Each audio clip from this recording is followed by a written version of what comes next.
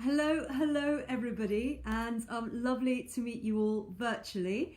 I am so excited to be invited into this group to share with you all my story.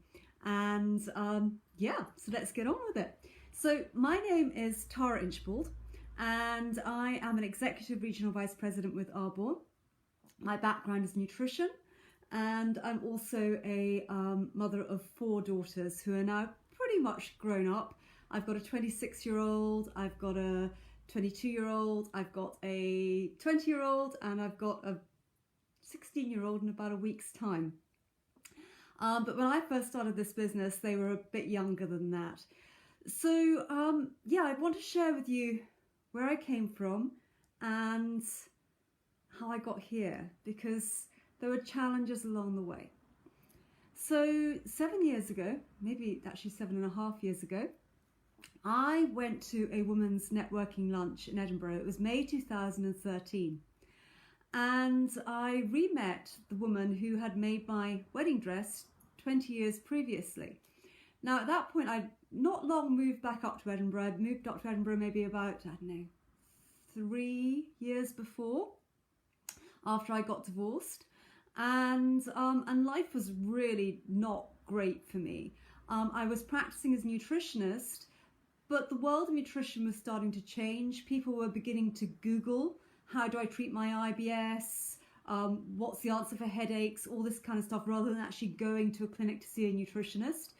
Equally, the other thing that had changed around about the same time was that when I first qualified as a nutritionist, there were literally, you could count in your hands the hundreds of people there were in the UK who were qualified nutritionists every year. That was beginning to change. Thousands of people were coming out of colleges, fully qualified nutritionists. That's before we start talking about people who were qualifying as health coaches, people who were doing weekend courses, etc., etc. So the nature of the business was beginning to change. And I was a single mum. I'd been divorced for a few years, and I was in a pretty stressed out state back in May 2013. It was a horrible year for me. Things were beginning to seriously implode. I had about £10,000 of council tax debts because I knew that the council weren't going to do anything about it while I still had minors living with me. I was making decisions on a daily basis, like will I pay my mortgage, or will I buy food this month? Will I pay electricity, or will I buy the girls' school shoes? Now, I knew that it was against the law to cut off a single mum. And so often I didn't pay the gas and electricity because I knew they couldn't do anything about it. Eventually that catches up with you. And I also had credit cards coming out of my ears.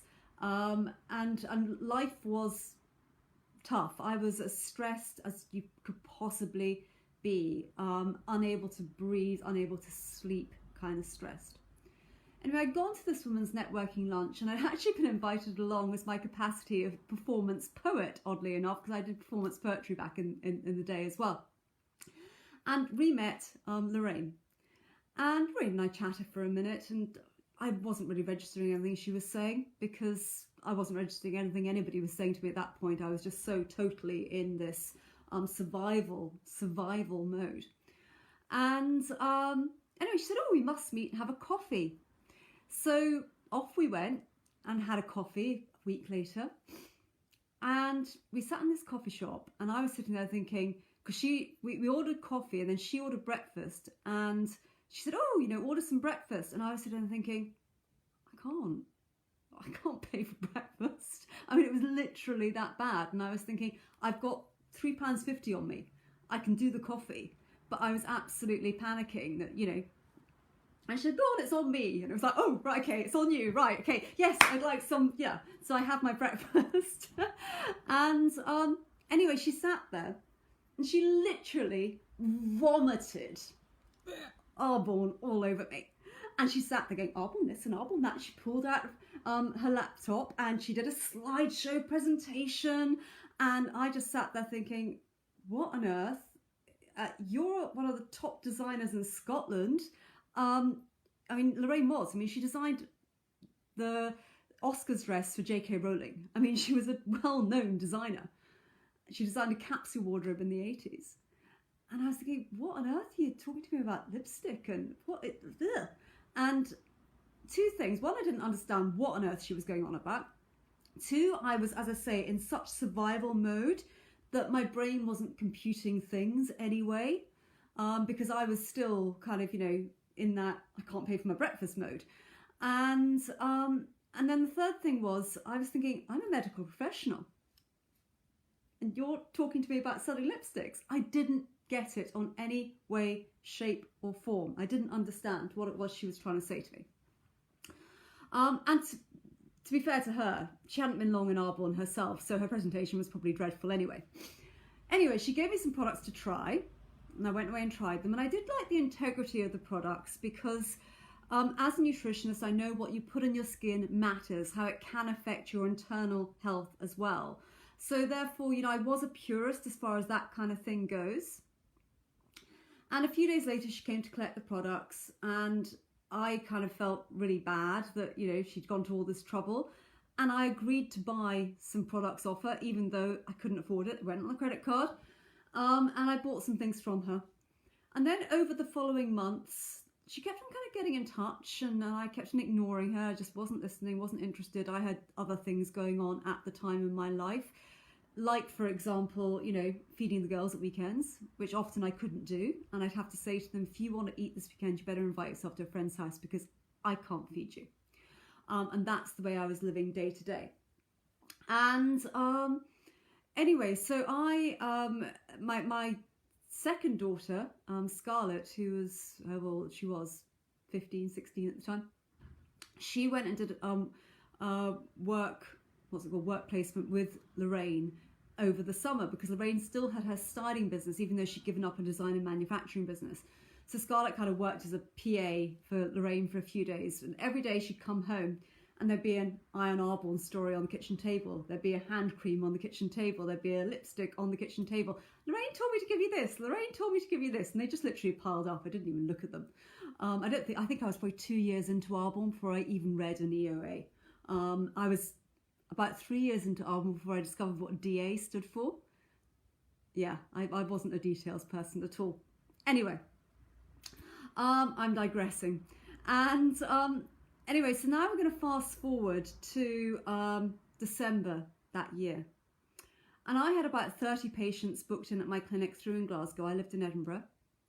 And what happened is what always happens in December, which is people don't turn up to see their nutritionist because they don't want to see the nutritionist just before Christmas. And my patient numbers went down to 3 people. And my income dropped to £150 just before Christmas with 4 daughters on my own. Not only that, I had to pay the clinic fees and I had to pay my travel to and from Glasgow. So I ended up in deficit. And my girls got envelopes that year saying, I'll buy you something in the January sales. Because that's how bad it was. And anybody who's got kids out there just knows how soul destroying that must be. Even if you don't have kids, you'll know how soul destroying that must be. The definition of madness is doing the same thing over and over again and expecting a different result.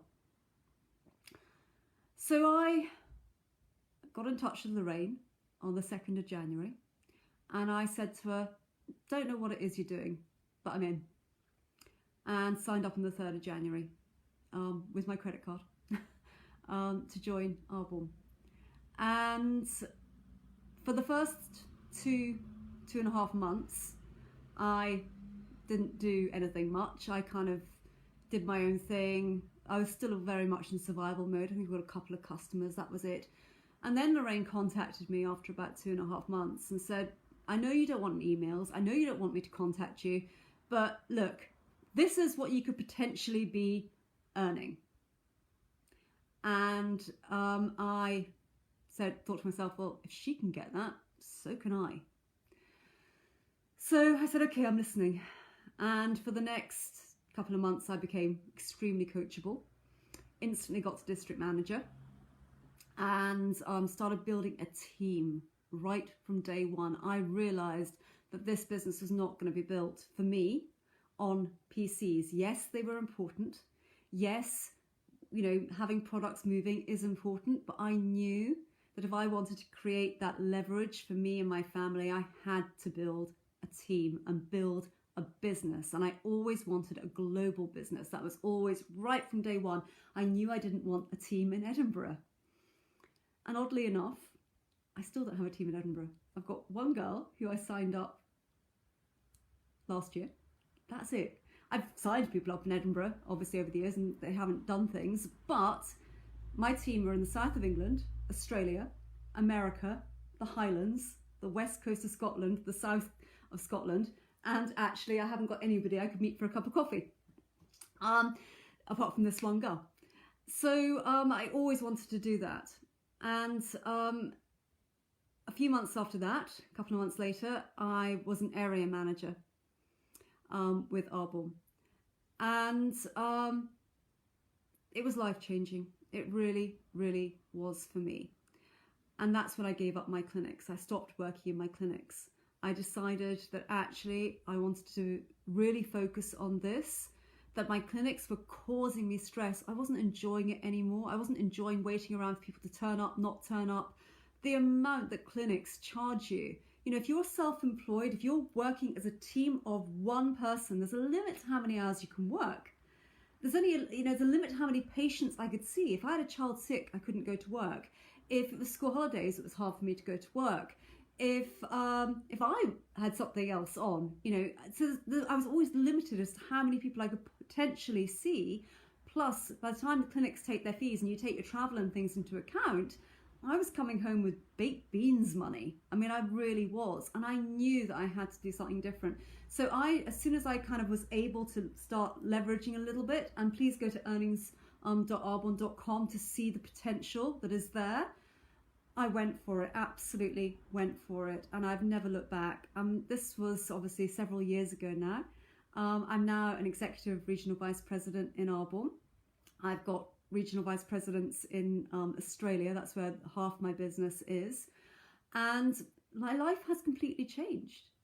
I'm able to be here, be present for my girls in a way that I wasn't for a lot of the time when they were younger, because emotionally I couldn't. I was the mum who screamed and ranted and raved and slammed doors. I was that mother. I didn't like being that mother. Sometimes it didn't bother me two hoots, actually, I have to admit. But I was that mother, and I was that mother who was tough on my kids. And that wouldn't have made any difference what was happening in my life. I would still have been tough on my kids. I'm a tough love 1970s style mum. But I'm able to do that from a different place now, rather than a place of panic and fear and anxiety. And you know what? If you've got grit and kindness, you can do this business, but you have to have them in equal measures. If you've got all grit, then, you're going to struggle a bit because it's all going to be totally about you. And if you're all kindness, it's not going to work either, because you're going to want it too badly for everybody. You have to have it in equal measures. So ask yourself, do you have grit and do you have kindness? What percentage would you give yourself? Is it 25, 75? Is it 50-50? Is it 40-60? What is it?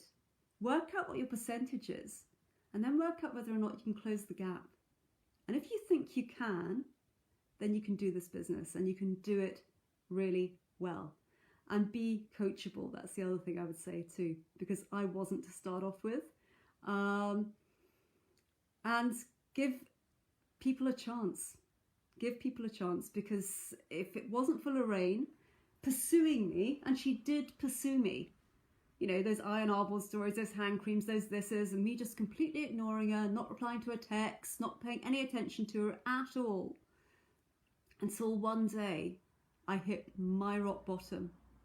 And she was the person I thought, I'm going to call her. Now, if I had not had her pursuing me, she wouldn't have been the person I'd look to. So make sure that people know you're there. And if you're one of those people who is the me, if you haven't joined this business and you're the, oh, for goodness sake, stop messaging me, leave me alone. Just take a breath and just think this could be the lifeline. So that's my story, and yeah, I love it. I'm so happy in this business. I love the people that I've met. I love the community. I love the spirit. I love the incentive trips that I've had been able to go on, and I love that I can offer this to other people. That's my passion. Anyway, I hope that's helped a bit of interest to somebody, and thank you so much for having me, and sending you all lots of love.